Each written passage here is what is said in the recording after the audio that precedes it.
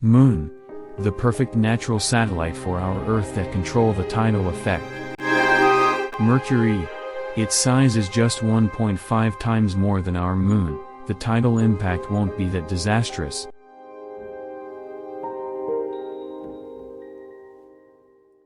Mars.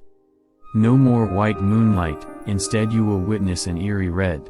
It will make tsunamis smaller but waves would turn massive.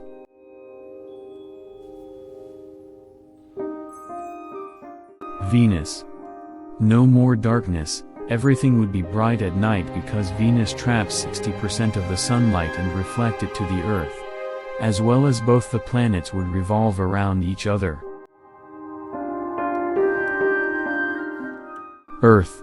Lol, we got a binary system here. Both the planets will revolve and we'll go loopy-de-loop.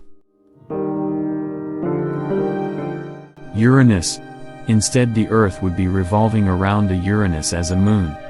Since Uranus is 14 to 15 times the size of the Moon, its impact on Earth's rotation and tidal systems would be drastic.